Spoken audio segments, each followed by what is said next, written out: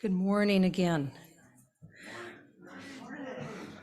I'm Mary Dwar, and I've been a member here since a long time. 2005 was my first visit, and it's been a great ride ever since.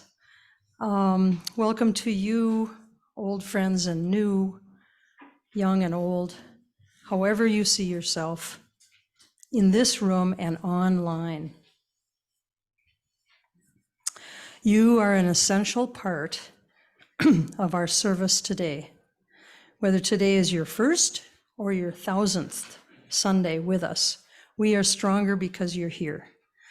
UUFN is an inclusive community that nurtures spiritual and intellectual growth and fosters ethical and social responsibility. We strive to be one people among many beliefs, many origins, sexualities, and genders. We are mindful that we gather today with different needs. Whatever brings you here, you are invited to take what feeds you. Just as you are welcome here. If you are a visitor, either in person or online, we are glad you're with us. And we invite you to stay after the service to get acquainted. We welcome your questions and look forward to getting to know you. We've got a few announcements before we begin the service. And I'll start with this Thursday at 7 p.m. Excuse me. Join Reverend Sarah for our annual Holy Thursday communion service. If you haven't experienced UU communion, it's powerful and often a healing experience. Our communion table is radically welcoming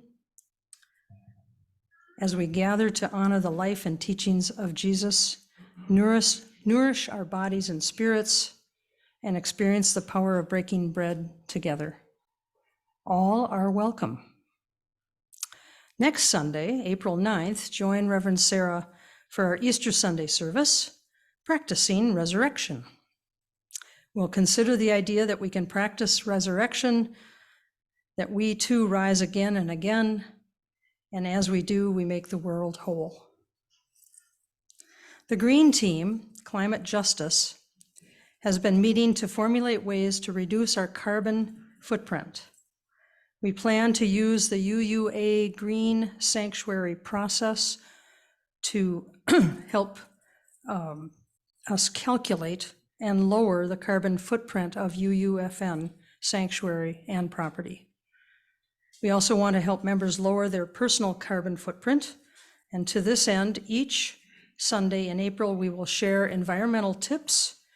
And if you are interested in joining the Green Team, talk with Bill Jokala or Janet Scannell. Today, after the service, there will be a congregational meeting for a report from the Building Vision Group. The group has proposed a process for how the congregation will engage the possibility of building an addition. We'll start the meeting 20 minutes after the service ends, and if you're online, you'll also be able to watch as well. The Care Team invites you to join Larry Warwick's Conversation on Aging on Saturday, April 8th. It's here at UUFN in person from 1 to 2:30 p.m. for our ongoing conversations and topics of interest gatherings. This will be our second meeting on this topic, but new questions with discussion will be offered. All are welcome as we continue to age and grow together. And last but not least, save the date.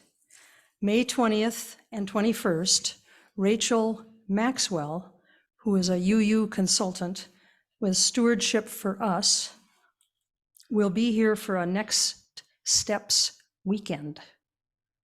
She'll lead a number of small group conversations about the mission, the vision, and the future of UUFN on Saturday, 5/20, May 20th, and then we'll present her findings and insights after that service, after the service on Sunday, May 21st. And more information will be coming soon. Okay, now we are ready to begin our worship service together. Again, welcome to the Unitarian Universalist Fellowship of Northfield.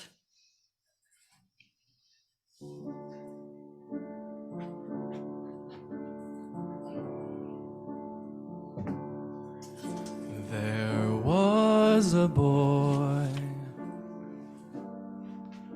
a very strange enchanted boy.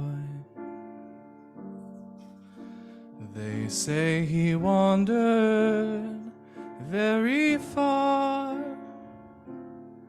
very far,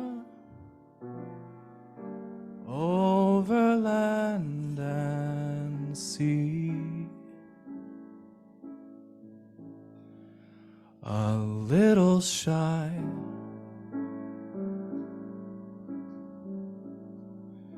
and sad of eye, but very wise was he. And then one day, one magic day, they passed my way. And while they spoke of many things, fools and kings, this they said to me: the greatest thing you'll ever learn is just to love and be loved in return.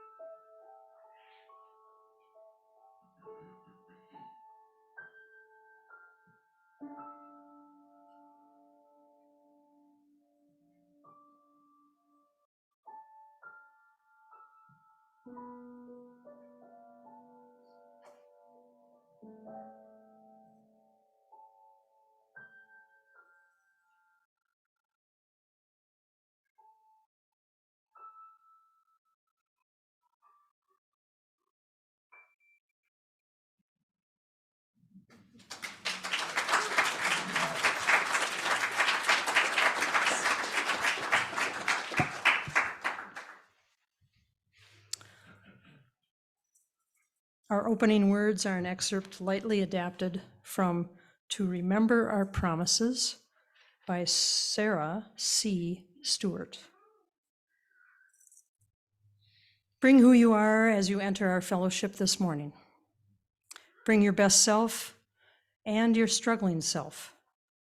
Bring your mistakes and your triumphs. Bring your shortcomings and your recommitment to good. Bring yourself here and open your heart to beauty, to truth, to the door that is open, to the presence of love. Here in this church, we are trying to walk together on the peaceable way. We try and we will fall short, but held in love, we try again.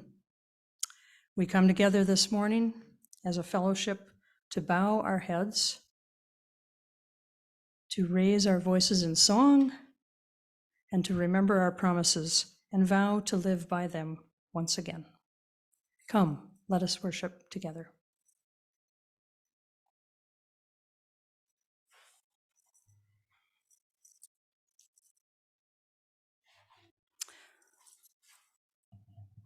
What you need.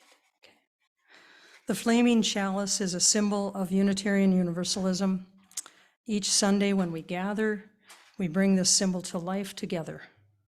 Its flame illuminates this moment, calling our attention to the path of hope and justice.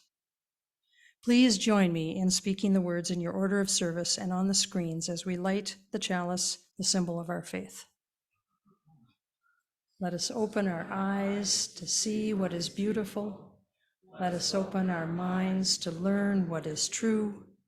Let us open our hearts to love one another. Please rise in body or spirit for our opening hymn, Spirit Say Do, 1024 in the teal hymnal.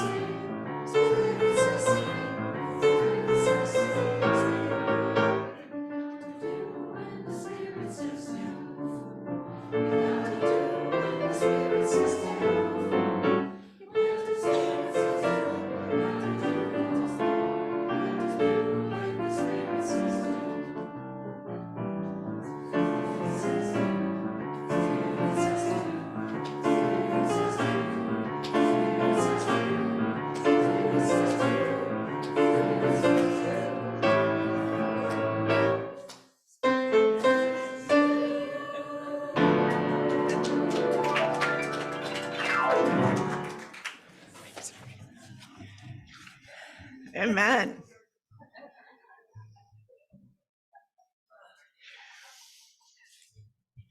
Good morning, all. I am the Reverend Sarah Smalley. I serve this congregation as its minister.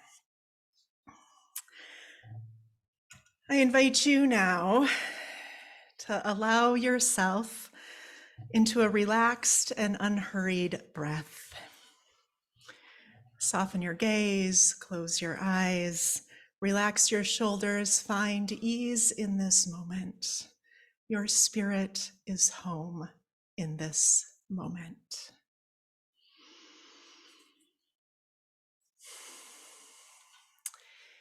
In the presence of this greater love, we use our chalice flame to light our candles of community.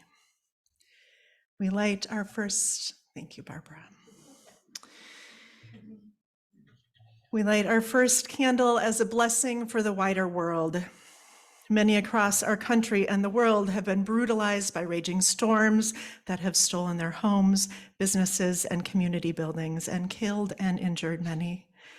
We remember them with compassion as they struggle to find their way.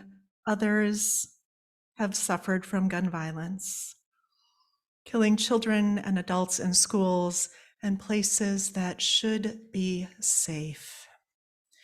We hold them in our hearts in their grief and bewilderment. We send the love of this lighted candle to community and government officials to do what is needed to stop this heartbreak and death.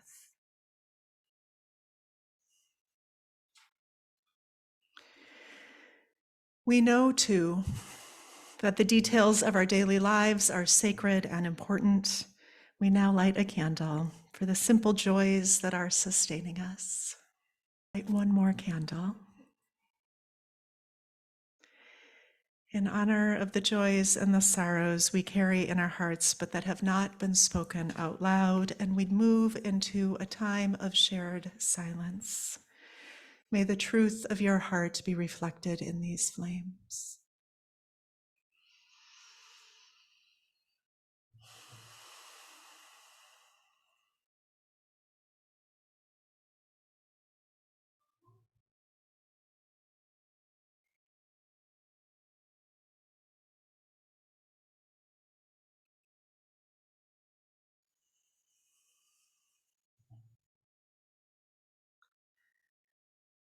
Out of this shared silence, these words of our hearts. May we have the courage to open ourselves to the pleasures and the wounds of life. May we have the strength to be open and honest with ourselves and others, even when it is difficult. May we have the wisdom to understand that when we travel through the midst of uncertainty, openness and vulnerability make it more possible to find the way through the mist. To be open and vulnerable is to be alive. May it be so. Amen.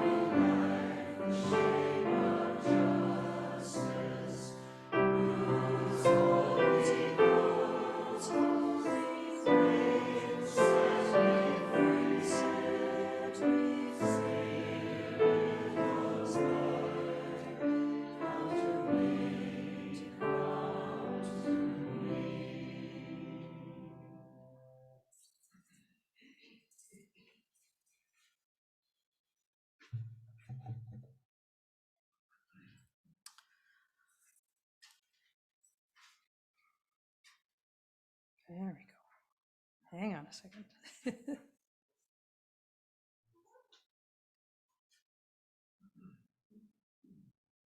Okay, this is the joys and the downsides of scrolling. Okay, here we go. Excuse me. Oh yeah, that's right, you're taller. All right. We now turn our attention to the offertory. Our offertory is one way we make our care for the world tangible. Instead of turning away from hardship, we do what we can to care for others.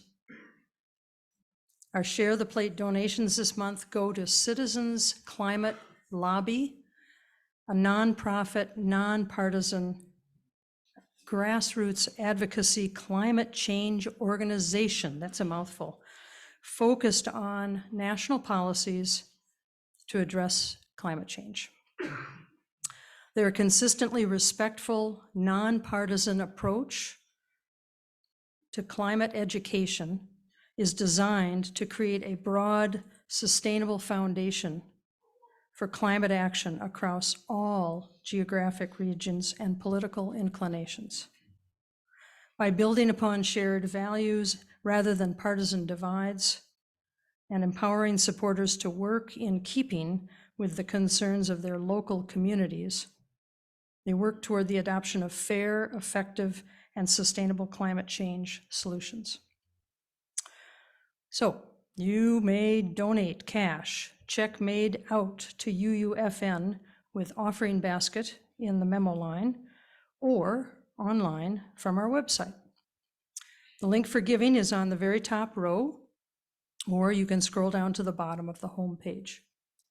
You're invited to give generously and joyfully as you are willing and able. In this spirit, we now gratefully accept the offering.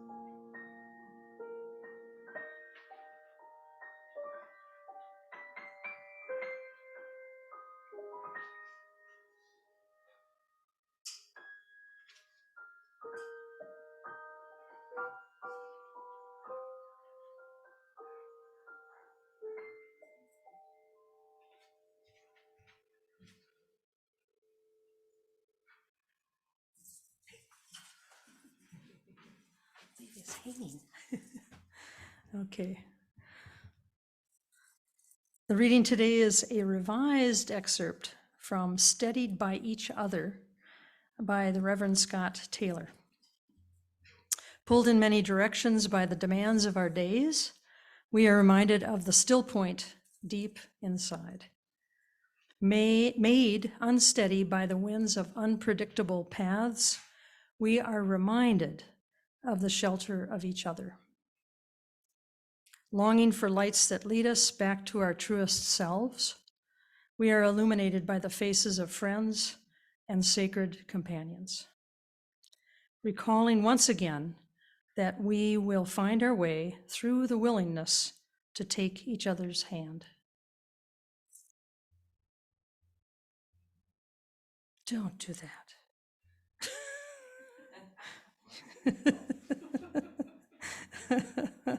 Okay. We are happy to introduce our speaker today. Nick Love was our pianist for UUFN his last 2 years at St. Olaf College while completing his music degree. Nick is a local musician and a music educator and has led music efforts for theater productions.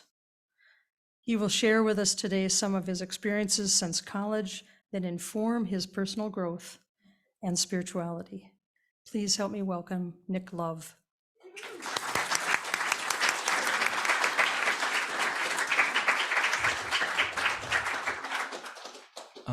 So to start today, one of the locations that part of my story took place in a farm in Tuscany, Italy, which was just magical in every way. But they had a 100-year German piano, so Steinweg, and I was able to write some music on it. The music that you heard from the offertory was written on that piano, as well as what I'm about to play for you. Then I'll speak. Yes.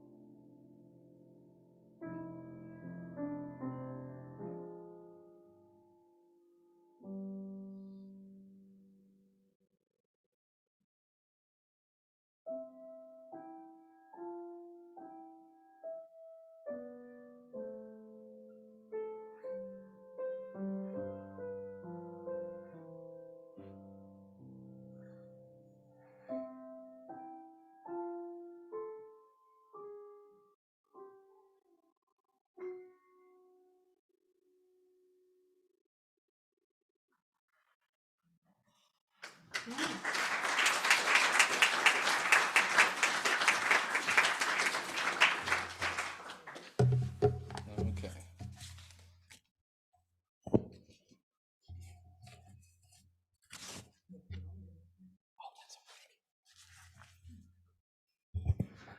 Okay, hello everybody.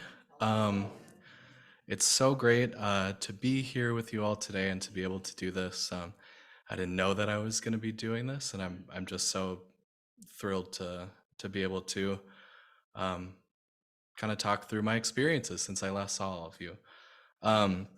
So I want to shout out my parents who are here today. There they are. That's right. And my mom's dad was a pastor for many years, so to be able to speak up here is also kind of roundabout and beautiful in that way too. And then my partner Gabby, who many of you know, who is amazing. So today I'll be filling you all in on what the last 3.5 years have held for myself, specifically as it comes to my vocal journey. So for those of you who don't know, I graduated from St. Olaf across the street with a degree in vocal music education in 2019. And I also had the privilege of being able to play for this congregation on Sundays, and just it's the highlight of every week. And I also experienced many challenges at St. Olaf, finding a space for my voice, which culminated in me my senior year, having not sung in the St. Olaf choir my sophomore and my junior year. I joined and then ended up stepping down from my position. When we came back from this trip that I'm going to tell you about, I was able to process those things and make a little Instagram, Facebook post. So I thought that I would just read a paragraph from that to kind of tell you what that experience was like before I start. So here we go. The moment that I walked into my first rehearsal with the St. Olaf Choir my senior year, I knew that it wasn't a safe space. Never once did I sing a warm-up or melody without feeling like I wasn't good enough. Every day I walked into that room for 3 hours and left with a stomachache and a tight, locked jaw. And every day I questioned and held myself back from sounds that were coming out of my mouth. So over the course of 5 months, I felt like I was drowning more and more amongst my fellow members. And by the time January came, I was a shell of my former voice. And with a 2-week tour away, which didn't sound very fun at that point, I chose to take care of my mental health and step down from that position. So that was my experience.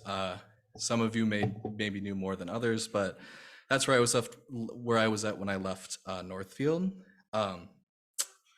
This experience has shaped much of my life since graduation, and this is what I'm here to talk to you about today.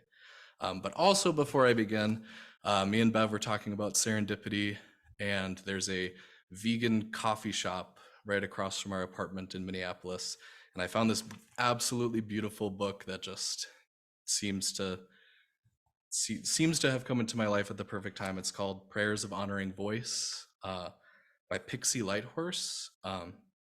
And I just picked up the introduction, so I'm going to read a paragraph from the introduction that I found the other day. I have found over and again that the reason for loss of voice is fear of what someone will think of what we will think or believe about ourselves, what will happen to us if we speak up, and what floodgates might burst open if we turn the lid counterclockwise on what we are feeling or have been through. There seems to be tremendous fear of telling our stories and being willing to vulnerably take ownership of them.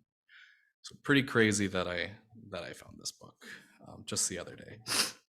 So when I left St. Olaf, singing did not feel good, which is why the circumstances of my first year of teaching ended up being perfect for me in a world that was and still is experiencing a pandemic.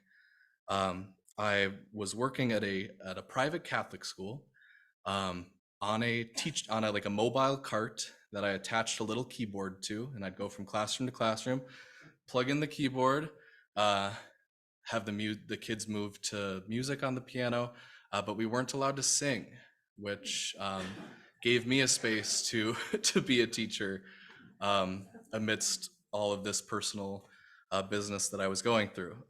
So instead, I spent the year teaching about all my favorite artists, Elton John. We did a whole thing on him, Queen, Sly and the Family Stone, Dolly Parton. And by the end of the year, all students K through 6 knew the Beatles' discography in order. They were like, oh yeah, Revolver comes after Rubber Soul, and that informs Sgt. Pepper, you know. And after that school year, me and Gabby were fortunate enough to be able to take time off of work to travel abroad. We were able to do this by working on farms through a program called WWOOFing. If some of you are familiar, it's called, it stands for Worldwide Opportunities on Organic Farms. Essentially, they give you free room and board. They help provide food to eat, and then they exchange that for work. So that is what we did after that year of teaching. This program also allowed us to have experiences in many other beautiful places, and I have some pictures. I don't know where they are, or if they're up. Is the first one up? Okay. Oh, awesome. Oh, cool. Great.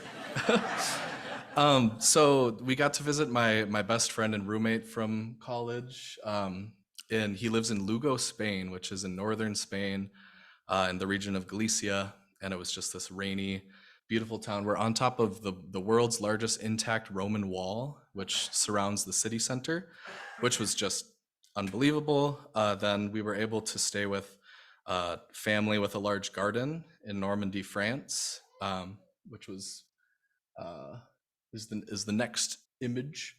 Yep. And so it was just this beautiful, was it like a 16th century house, and it had MAL in like letters over the door, which kind of concerned us. Apparently they don't know where it's from, but it was a beautiful stay. I mean, yeah, which means bad in French. And then we were also, for the third picture, we were able to spend time in strawberry fields where nothing was real. This is where John Lennon as a child was able to just take some time to be a kid and think, and we were able to go there, which was really beautiful. But my biggest spiritual transformation happened during a 3-week stay at a farm in Tuscany, Italy. It was a 30-minute train ride from Florence, and it was called Aya Santa. Here's the picture. I'll get to what this actual building is, but this is at Aya Santa, which loosely translates to Holy Barnyard. And it was called this because of this old 16th century chapel that was in the corner of the property. And as legend has it, a holy man once owned the land, and he would spend all of his time praying in this chapel, and the cows would do all of the farm work, which and as our host told us, that was the miracle.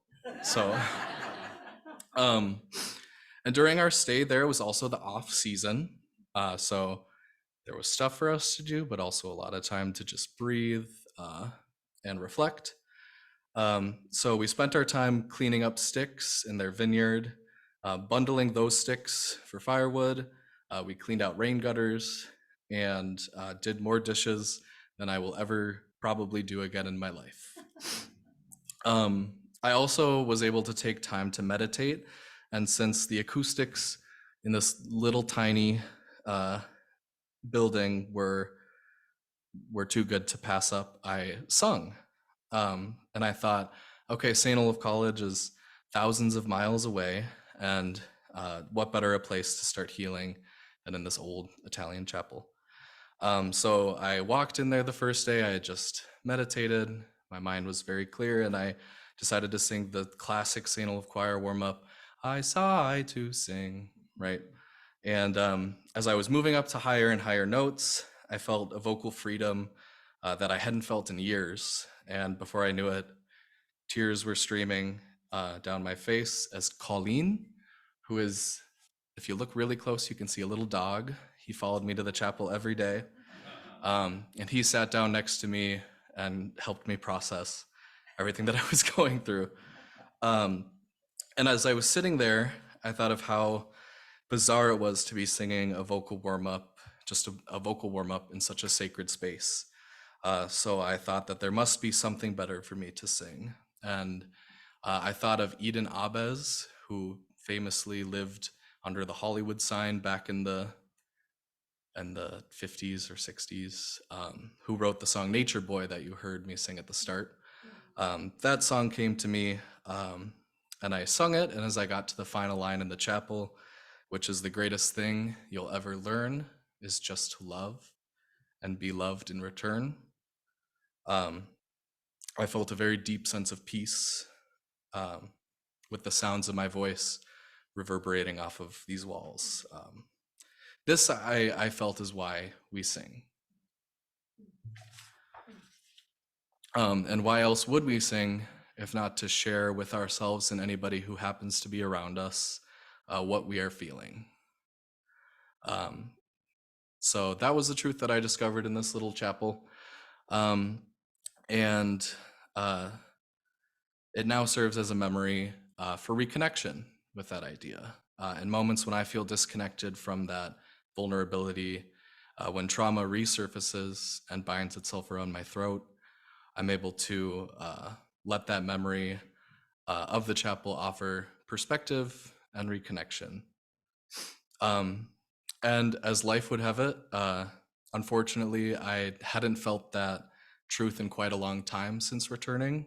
Up until very recently, I found myself in another choral position where sound was achieved at the expense of joyfulness and feeling joy in singing. And at times it felt like I had never visited that chapel in the first place.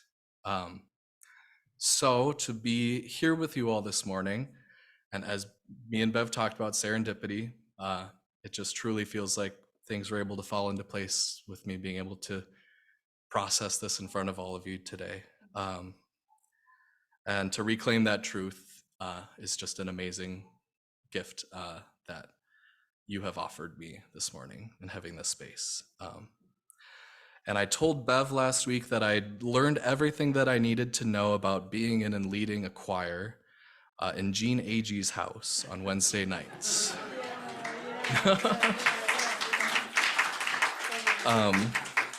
So there was hot water and tea at the ready every week. Daisy and Scooter, can't forget Scooter, were present and accounted for, and we had Lee Top on bass. So what more could we ask for than that? And I would like to end my time with, it's about 5 minutes long, a meditation to the sounds that I captured in my time at Ayasanta. So you'll hear animals, and there was a Montessori school running around and different things like that. During this time, you can reflect on any safe spaces that you have held in the past, or you can just sit back and listen to the sounds of Tuscany. Allow yourself to be in whatever way is most comfortable for you. A couple notes for the listening, just so you're not confused. There is accordion music that was not captured at Ayasanta. It was captured at the top of a sloping vineyard overlooking Cinque Terre, which is a series of islands. If you've seen the Disney movie Luca, the location is based off of Cinque Terre. So that's a busker playing the accordion. There is a sound, it was just too funny to not capture. I was sitting drinking coffee, espresso. And the Montessori kids were just, I think they were just trying to get a rise out of their teacher, because they really put her through it. But there was a moment where they were just screaming. And then one of the sons of one of the families was like using a leaf blower. And I was like, this just is so bizarre. And you like hear the leaf blower, and then you hear the kids like all screaming, and it's in there. So don't be alarmed. It's just some Montessori Italian children. And then the other really beautiful thing that happened, a very small Lutheran church, they had like 3 kids that they were confirming, and they weren't able to go up to whatever mountain they were wanting to, so they came to Ayasanta. And so we held a Lutheran confirmation service where I played the piano. It was in 3 languages. So if you speak Italian or German, I'm not sure what languages she's speaking off the top of my head, but if you speak any of those languages, listen for that, and just know that that's what's happening, is this random confirmation Lutheran service on the Steinweg. So that is all the preparation. Once again, allow yourself to just be in whatever way is most comfortable for you. And that is my time talking. So thank you all so much for this opportunity.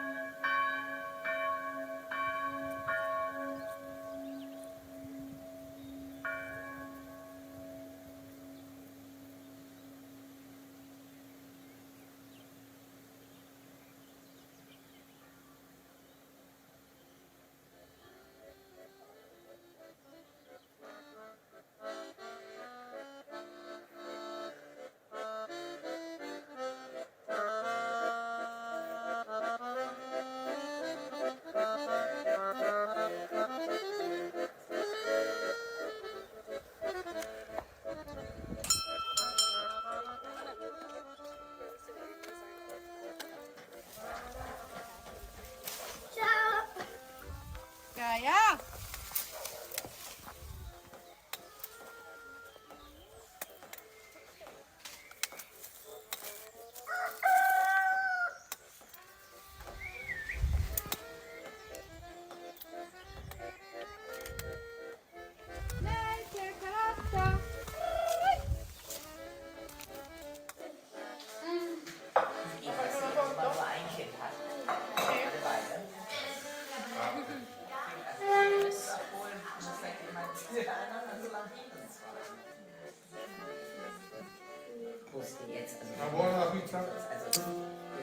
Buono, buonissimo.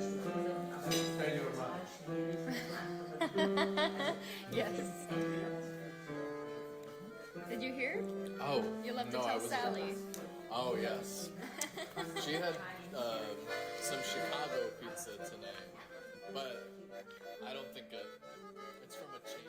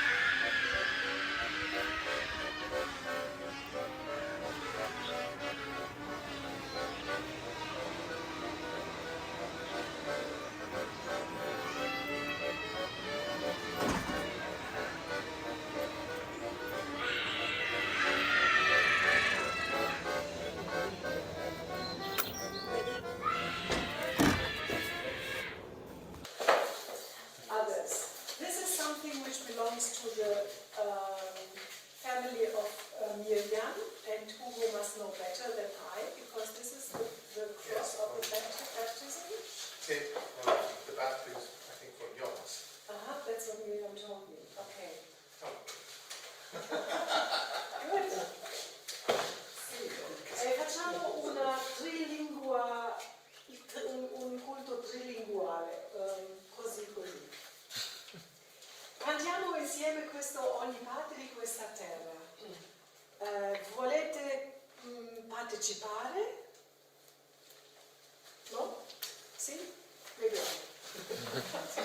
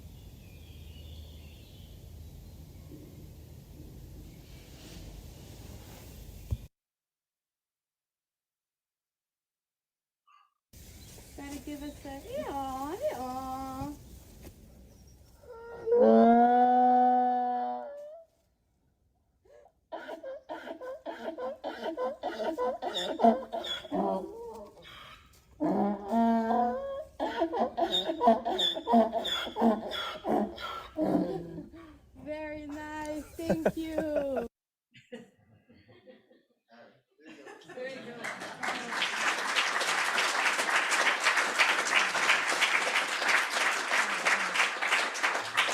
That's great. Thank you. Oh my gosh. How fun. It's a wonderful way to remember the space, just to have a sound. Yeah, I don't know what you call that, but anyways, it's beautiful. Okay.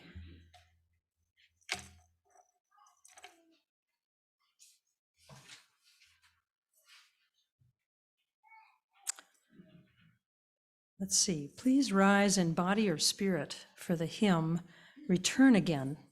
And that's number 1011 in the teal hymnal.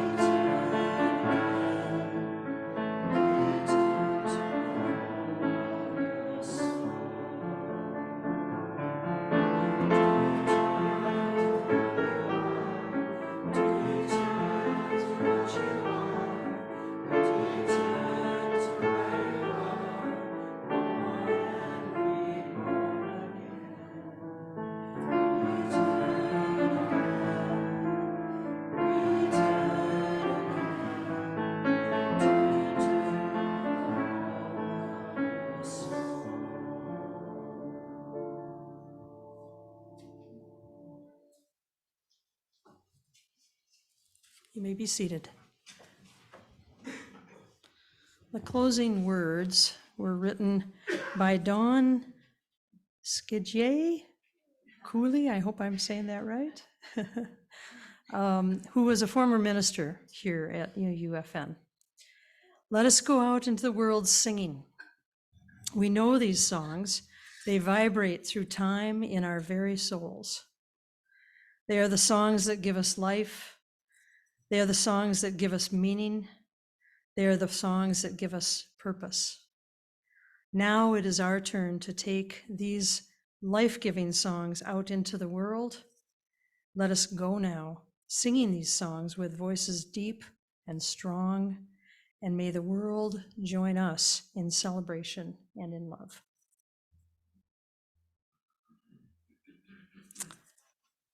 And ready for the extinguishing?